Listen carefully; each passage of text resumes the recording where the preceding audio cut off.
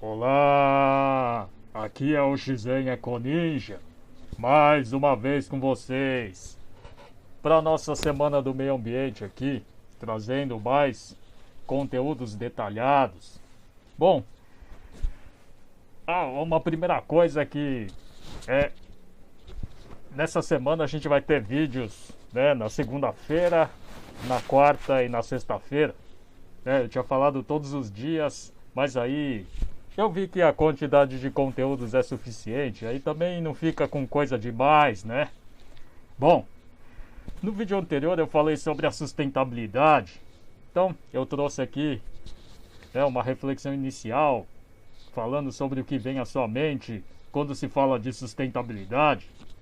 Também falei sobre aquele conceito da ONU, que fala sobre a satisfação das necessidades da geração atual e que isso não prejudique a satisfação das necessidades das futuras gerações, não é? Aí eu enfatizei dois pontos, que um diz respeito a você conhecer e procurar manter as condições que promovem a manutenção da vida, as condições para a vida. E o segundo ponto foi que a sustentabilidade implica que algo tenha continuidade no tempo. Então, se aquela coisa não dura no tempo, não é sustentável. Depois eu falei sobre aqueles três pilares clássicos aí da sustentabilidade, né? O social, o ambiental e o econômico. E aí eu terminei falando sobre os níveis de relação entre o ser humano e a natureza, né? Que ele pode ser, né, de um colapso total, quando simplesmente a vida acaba. Depois, quando existe um risco iminente, né? Um risco à sobrevivência. Depois, quando tem uma relação sustentável, não é? Que a vida se mantém, mas não necessariamente, né, sendo, né, das melhores.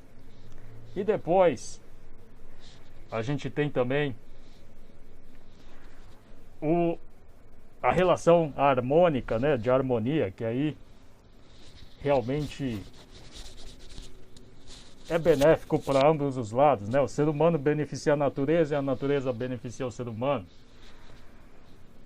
Bom, e aí, se você não viu esse vídeo, né, você pode dar uma olhada, né? E aí, é importante falar que todos esses conteúdos, né, eles são apresentados tendo uma lógica. Então, né, apesar de, se você vê cada um deles de forma separada, você pode entender, mas, né, eles têm aí uma lógica. Então, se você assistir todos os vídeos, você vai ter muito mais proveito de como, né, do conteúdo como um todo. Bom, então vamos falar do conteúdo deste vídeo aqui. Bom, como eu falei sobre sustentabilidade, neste vídeo eu vou falar sobre os impactos das ações humanas na natureza e como isso afeta a sustentabilidade. Bom, no vídeo anterior, as letras elas estavam num tamanho menor, né? Então, dessa vez aqui eu aumentei o tamanho da letra para ficar mais fácil de ver, né? Então eu peço desculpa, né, se no vídeo anterior estava meio pequeno e aí estava meio difícil para acompanhar. Acho que dessa vez vai ficar um pouco mais fácil, né? Então, vamos lá. Então nós temos duas premissas iniciais aqui. Então, a primeira é de que todas as pessoas elas causam algum impacto ambiental simplesmente por elas estarem vivas. Então, pelo fato da gente ter um corpo físico, né? A gente tem esse corpo humano aqui. Como a gente tem ele, a gente tem uma série de necessidades. Então a gente precisa comer, dormir, precisa de água, precisa respirar, precisa de abrigo, precisa consumir alguns bens, não é? E aí, vivendo em sociedade, a gente tem também outras necessidades, né? Necessidade de locomoção, necessidade de se relacionar. Então, todas essas essas necessidades fazem com que a gente tenha algum tipo de impacto ambiental. E aí, a segunda premissa é de que diferentes pessoas causam diferentes níveis de impactos ambientais de acordo com as posições que elas ocupam na sociedade. E isso gera diferentes consequências para a sustentabilidade. Eu não sei se realmente ficou claro, mas, bom, vamos tentar explicar aqui, né? Então, como eu falei, todas as pessoas têm necessidades básicas, né? E essas necessidades, elas são basicamente as mesmas. É claro que a forma como cada pessoa satisfaz as suas necessidades, ela pode variar, mas, no geral, as necessidades, elas são as mesmas. E aí, então assim, aí as ações humanas em relação às necessidades mais básicas, elas vão ser basicamente as mesmas. Então, tomar água, ir ao banheiro, comer, ter uma casa e assim por diante. Já as ações que cada pessoa tem em relação à sua profissão, aí isso sim difere bastante. Então vamos dar um exemplo assim bem óbvio para isso ficar claro. Então, você tem lá um governante, o governador do estado, por exemplo. Então, uma ação que ele toma, pode fazer com que algo muito grande aconteça, né? Por exemplo, ele aprova um projeto de uma barragem, né? Isso daí tem consequências assim muito grandes. E isso é totalmente diferente de algo que, por exemplo, um estudante universitário faz, né? É claro que estudantes também podem ter ações mais amplas, mas no geral, eu já fui estudante universitário, eu sei que, geralmente as nossas ações, elas são muito mais limitadas comparadas com a de um governante, por exemplo, ou do que a de um empresário, um diretor de uma empresa, por exemplo. Então, existem esses vários níveis, de impactos ambientais conforme a sua profissão, o seu cargo, a sua posição na sociedade, E aí, essas ações, elas têm diferentes níveis de impacto e isso daí causa diferentes consequências em relação à sustentabilidade. Então, vamos aqui para o próximo ponto, que aí, buscando explicar isso de outra forma, esse conteúdo todo vai girar em cima aí dessas duas premissas, E aí eu vou tentar explicar isso de uma forma que fique claro. Eu espero que realmente dê para entender. Então, classificando, as ações humanas em dois tipos básicos. Então, a gente tem aquelas que ocorrem no âmbito doméstico, que quando você está em casa.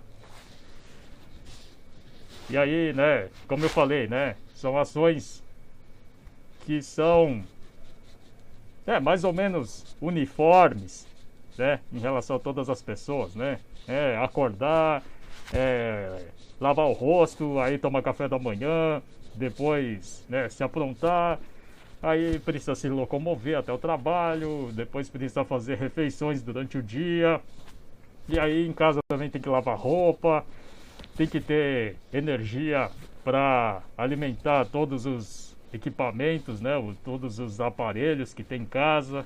Então tem uma série de coisas. Já no âmbito profissional, aí a história muda, porque aí existe uma variabilidade muito maior de ações e de possibilidades. Bom, em seguida, é necessário enfatizar também que existem vários níveis de impacto.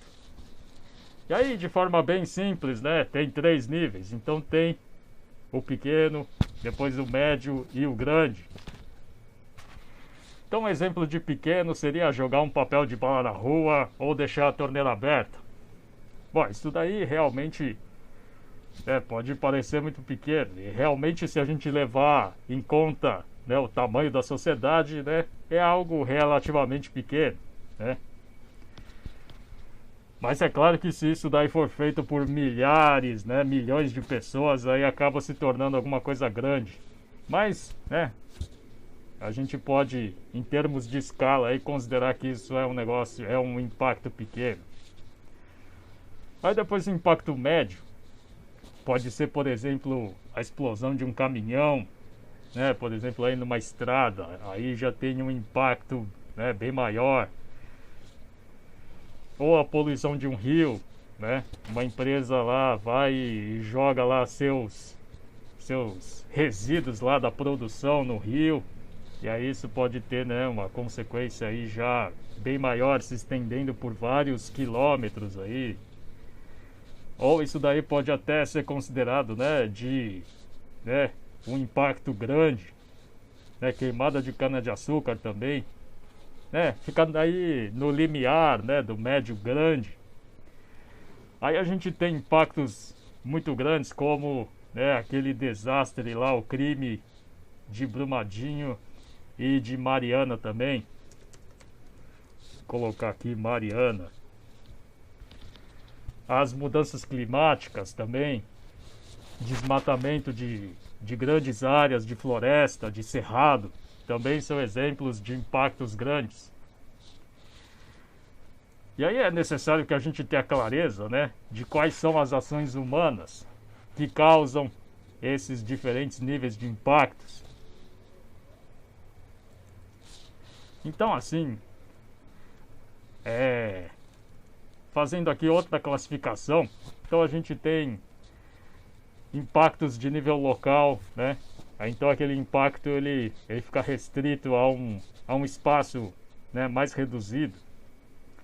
Já tem outros impactos que têm um alcance regional e outros que têm um alcance global, né? Então, por exemplo, o efeito estufa tem um alcance global. O desastre lá de Mariana e Brumadinho tem um alcance regional, é maior.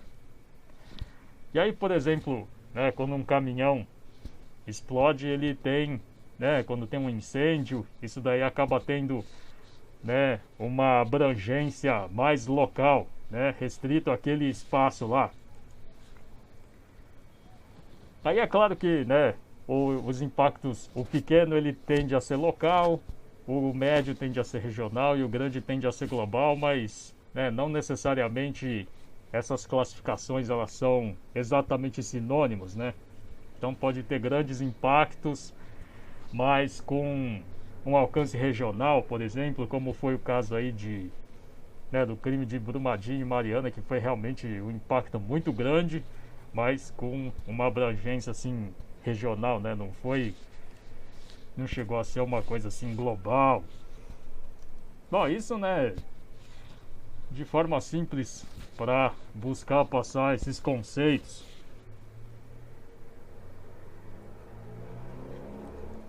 Então, falar aqui, né, da sociedade como um todo, né? A sociedade é formada por pessoas e, como eu disse, existem ações comuns a todas as pessoas que são aquelas para atender às nossas necessidades. E existem as ações específicas de acordo com a posição na sociedade. Isso tem mais a ver com o âmbito profissional.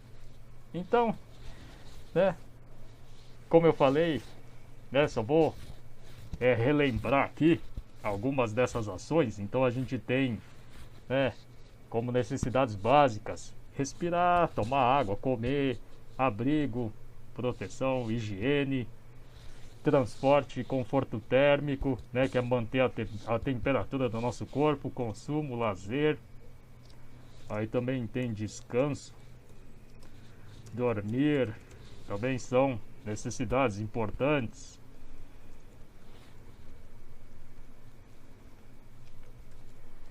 E aí essas necessidades, essas ações que se tem no âmbito doméstico, elas são mais ou menos uniformes, né? É claro que a forma como essas necessidades são atendidas, elas podem variar bastante dependendo do nível de renda, não é? Então, né, pessoas que são mais abastadas, assim, que têm mais dinheiro, né, tendem a atender essas necessidades de outras formas, né, tendem a ter um consumo maior, né, em alguns casos podem ter aí um impacto maior também, mas geralmente esses impactos eles são mais ou menos uniformes, como eu já falei, né. E aí, quais são as consequências daquilo que a gente faz em casa? Então, né, basicamente, a alteração da composição da atmosfera. É claro que, né, isso daí geralmente é uma coisa global, mas cada pessoa contribui um pouquinho, não é? Mesmo que seja um pouquinho só. Então, quando alguém simplesmente, respira, aí já transforma, né, já inspira oxigênio e põe gás carbônico para fora, né? Então a gente está o tempo todo contribuindo para a alteração dessa composição da atmosfera. E aí quando a gente queima alguma coisa, né, queima combustível do carro, por exemplo, a gente contribui mais ainda, né? Também todo mundo contribui para a geração de resíduos sólidos. Em seguida, para a degradação da qualidade da água, não é? Então, quando a gente usa água, depois que a gente usa, em geral, essa água ela perde a qualidade, né? Vira uma água que precisa ser tratada, né? Aí a poluição e a queima, né, tem a ver com a alteração da atmosfera e a gente também tem uma alteração no espaço, né? Porque a gente precisa de um espaço para a gente viver. E aí, né, isso é onde a gente vive, onde a gente constrói a nossa casa, né, na nossa cidade. Então aqui mais uma vez, relembrando que, em geral, os atendimentos dessas necessidades, eles são mais ou menos semelhantes num contexto urbano, né, no ambiente urbano. E aí, eu coloco aqui duas características importantes. Então, uma delas é que os impactos são, em geral, eles são difusos. E o que isso quer dizer? Significa que são impactos pequenos, como a gente viu, né? Então é como jogar um papel de bala na rua, ou como deixar a torneira aberta. Mas assim, é a somatória do que todo mundo faz. A sociedade é o que faz a diferença, é o que é mais sentido, né? Então, digamos assim, o que a gente sente são os impactos que a sociedade produz como um todo, né? Que todas as pessoas produzem na sua casa, né? Então, por exemplo, se todo mundo jogar lá o papelzinho de bala na rua, aí você vai ter milhões, milhares de papeizinhos de bala na rua. E aí isso vai fazer diferença, né? Realmente, se for só um, talvez não faça tanta diferença assim. E aí esse é o significado desses impactos difusos, não é? É algo que, né, você precisa levar em conta a partir, né, do fato da sociedade ter milhares, milhões de pessoas. E aí isso faz com que as ações elas tenham que ter uma adesão em massa para você ter efeitos significativos. Então, por exemplo, se uma pessoa economiza água, aí isso realmente pode não fazer muita diferença.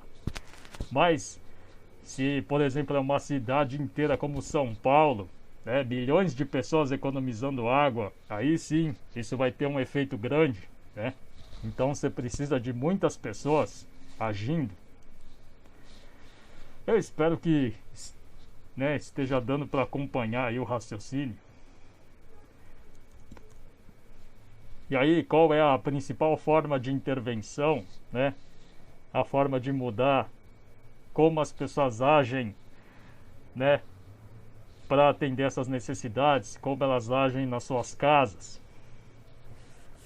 Então, assim, o que eu vejo é que é necessário que se tenha educação, né, uma educação geral, assim, que vem da família e também aquela que se aprende na escola, né? Conhecimentos básicos de uma série de matérias aí.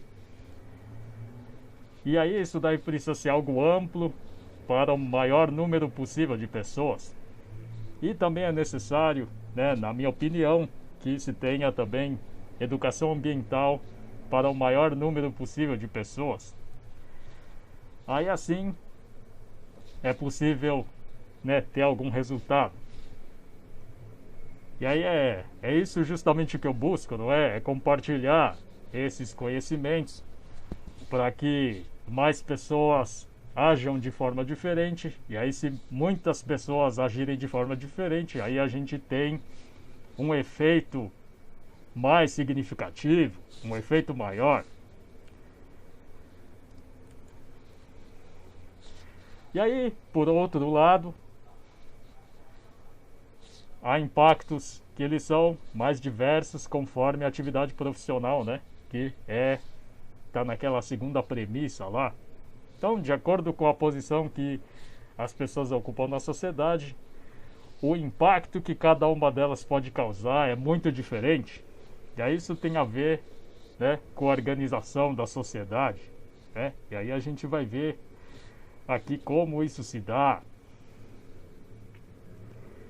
Então, né, em relação ao trabalho das pessoas, né, ao aspecto profissional, aí eu separei aqui 3 grupos principais. Então a gente tem o governo, a gente tem a iniciativa privada e a gente tem as ONGs. E aí vamos falar aqui brevemente sobre cada uma delas. Bom, então o poder público, falar sobre as consequências das ações nas 3 esferas de poder aí. Então a gente tem o executivo, o legislativo e o judiciário. Bom, o que o executivo faz basicamente é implementar políticas públicas, né, para cumprir a lei, para que as coisas sejam feitas, né? É quem vai usar o orçamento aí para implantar projeto, né, para fazer as coisas acontecerem. E aí um exemplo disso é, por exemplo, né, o governador de São Paulo, ele, no contexto lá da crise hídrica de 2013 e 2014, ele determinou a instalação de bombas de água para captar o volume morto do sistema Cantareira. Ou seja, né, é uma ação, né, que a gente pode ver que é uma ação grande, né? É uma ação que influencia a vida de milhões de pessoas, né? Isso só como um exemplo. Depois a gente tem o legislativo, e aí a função dele é elaborar leis e normas e também modificar essas leis e essas normas. E aí um exemplo é o do Código Florestal. Então tem lá o Código Florestal, e aí isso atualmente tem, né, está passando por mudanças aí. E aí essas mudanças vão ter várias implicações na forma como o ser humano ele lida com a sua propriedade rural. Depois a gente tem o judiciário, e aí a função dele, né, é aplicar punições e promover o cumprimento da lei, né? Então assim, lá nos casos de Mariana e Brumadinho, como aquilo lá gerou realmente impactos muito grandes, afetando a vida de muitas pessoas, então é necessário que o judiciário ele entre em ação, julgando os responsáveis por aquilo e aplicando as punições cabíveis. Então a gente pode ver que o papel do governo, né, do poder público, né, contando aí com o executivo, o legislativo e o judiciário, ele realmente é muito grande, muito importante, né? Realmente, digamos assim, como é o próprio poder, então isso daí tem, digamos assim, uma repercussão muito grande. E aí as formas de você, cidadão ou cidadã, né, eu também sou aí um cidadão, as formas que a gente tem de intervir ou de participar, se a gente não faz parte do governo, né, é por buscando diálogo, a negociação ou uma mediação institucional aí quando essas coisas não dão certo. Então, por exemplo, né, você vai tentar dialogar de forma amigável, né, vai buscar negociar. Só que aí, quando não há um entendimento entre as partes, né, quando ninguém se entende, aí é necessário que você né, vá recorrer a alguém que possa resolver isso, né? Então isso daqui, na verdade, né, diálogo, negociação, mediação institucional faz parte aí das relações humanas como um todo. E aí depois outras formas são espaços para a participação, né? Aí você tem que participar e aí para isso você precisa dedicar seu tempo e dedicar recursos também. Depois fiscalização e denúncia, né? Então você tem que ficar lá em cima do que os três poderes aí estão fazendo, né? Do que as pessoas do governo estão fazendo, né? Aí você pode denunciar se eles estiverem fazendo alguma coisa errada. Depois consultoria, assessoria, né? Você pode, quando você tem a oportunidade, né? Que não é sempre. E aliás, isso daí é bem raro, né? É você conseguir prestar alguma consultoria, assessoria. E outra também é pressão popular. Só que aí você tem que ter condições de articular, né? Todo aí um coletivo, né? Uma massa de pessoas para conseguirem fazer pressão popular, por exemplo, né? Fazendo, né? Passeatas aí, manifestações. Então são essas as formas de intervenção e participação, né? Então assim, em relação ao meio ambiente, cada um faz o que acha, né, que é mais efetivo. Então, talvez você queira mais ficar cobrando do governo mesmo, né? Ou participando lá quando tem um espaço assim mais democrático, né, que você possa sugerir alguma coisa, né? Ou você pode se dedicar a fiscalizar, né? E aí é importante que fique claro que isso sempre vai dar trabalho, né? E aí se você já trabalha, né, para ganhar seu dinheiro, para sustentar sua casa, aí tem que ver quando que você vai poder fazer essas coisas. E aí é importante considerar que as consequências, né, das ações dos três poderes, elas podem ser tanto positivas quanto negativas, isso é bem óbvio, né? E que existem também ações específicas que dizem respeito à área ambiental e ações que não são da área ambiental, mas que podem causar impactos ambientais, né? Então, na verdade, todas as esferas aí, né, tem ações que podem influenciar, né, que podem gerar impactos ambientais. Então, em seguida, falar aqui do setor privado. Então nós temos aí, né, fora do governo, né, da atividade do poder público, a gente tem o setor privado, e aí aqui eu incluo empresas, os profissionais autônomos e os informais, né, todos aqueles que buscam empreender em alguma atividade que acha relevante, que gera valor para as pessoas, para que isso gere algum retorno financeiro. E aí, basicamente, a diferença, né, do setor privado para as ONGs é que, né, o setor privado, né, empresas assim, visam lucro, enquanto as ONGs não geram lucro.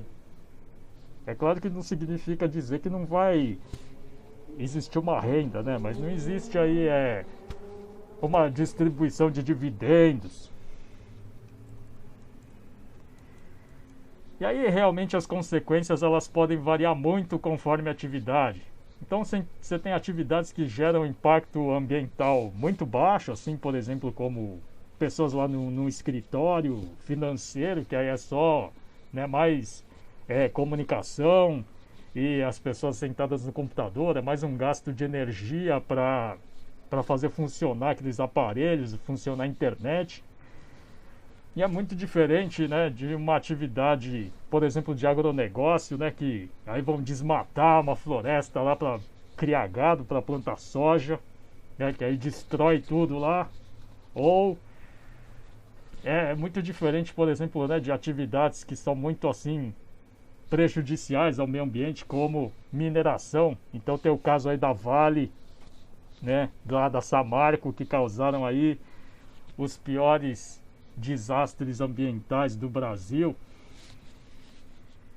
Então realmente, né, são exemplos para a gente entender como isso realmente varia muito. E aí as formas de intervenção e participação também, né, diálogo, negociação, né, quando dá, uma mediação institucional, né, caso você tenha que, né, denunciar.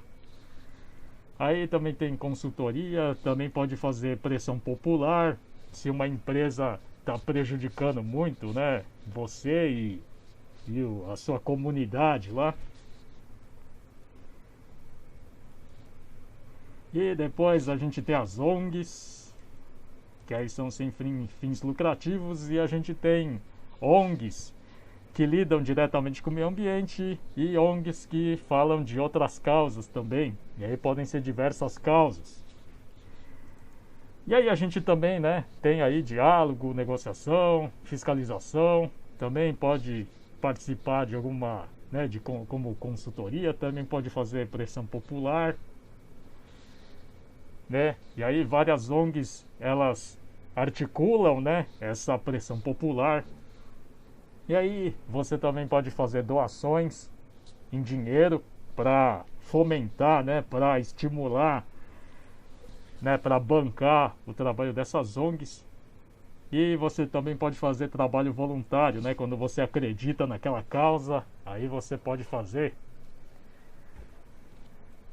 Então essa aqui é uma visão geral, né? Então eu fiz aqui um diagrama, né, mostrando que aqui a gente tem a sociedade, né, que é esse conjunto enorme de todas as pessoas. E aí na sociedade você tem o governo, a iniciativa privada e as ONGs, né, cada uma cumprindo papéis diferentes e cada uma também tendo impactos muito diferentes também. E aí eu enfatizo aqui que o meu foco é buscar a educação ambiental, né, do indivíduo. Então eu fico naquele primeiro nível lá, né, das necessidades mais básicas, aquilo que as pessoas fazem em casa e, né, aquilo que é, né, comum a todas as pessoas, aquilo que faz parte da vida de todas as pessoas, né? E aí por quê? Porque, né, em primeiro lugar, que isso tem um alcance maior, afinal faz parte da vida de todo mundo, não é? Assim, eu não faço parte do governo, então, né, eu tô totalmente por fora. Eu também não faço parte de nenhuma corporação aí, e eu também nunca trabalhei numa ONG. Então assim, realmente fica difícil de eu poder, né, atuar nessas outras esferas aí. E principalmente porque cada uma delas, né, tem as suas particularidades. Então, realmente você tem que conhecer cada uma delas, né? Então, por exemplo, cada secretaria de governo, cada órgão, cada instituição, cada autarquia, cada tribunal lá tem a sua própria característica, né? Cada setor da indústria, por exemplo, também tem a sua, né? Cada ramo de atividade tem o seu, e aí realmente isso daí é muito complexo. Então, eu escolhi atuar naquilo que diz respeito às vidas de todas as pessoas, né? De todos nós. E aí eu prefiro atuar mais naquilo que diz respeito ao comportamento humano, ao desenvolvimento pessoal, né, as crenças que as pessoas têm, né, trabalhar mais a fundo na raiz, né, naquilo que está dentro do ser humano e que, se bem trabalhado, pode manifestar, né, resultados fora.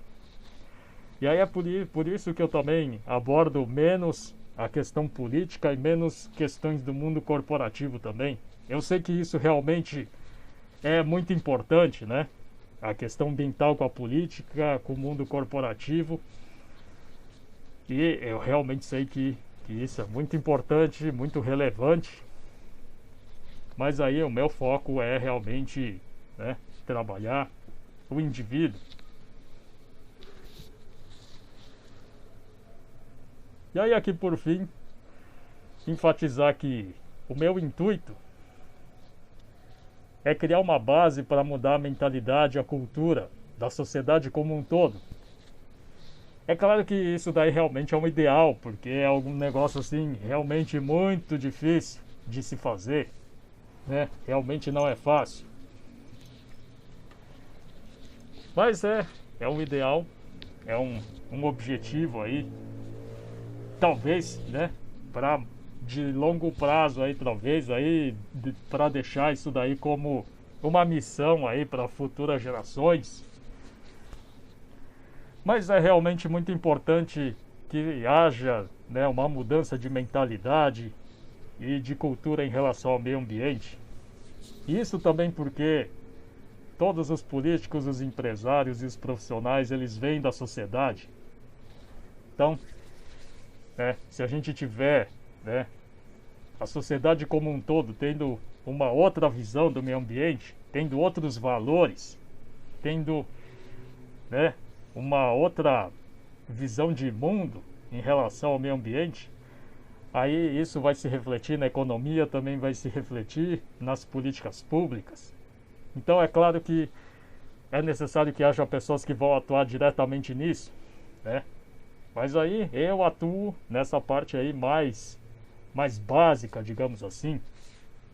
Então, eu espero que isso tenha ficado claro, né? Que dê para entender. Espero que esse conteúdo também tenha contribuído para que você tenha mais clareza aí, né, em relação a isso, né? E saber que, né, em todas as formas de atuação, né, seja nas ONGs, no governo, na iniciativa privada ou na sociedade como um todo, você pode contribuir para que, né, para promoção da sustentabilidade, né, para fazer com que o nosso mundo seja cada vez mais sustentável, né, porque realmente a situação atual do mundo, ela tá bem complicada, né?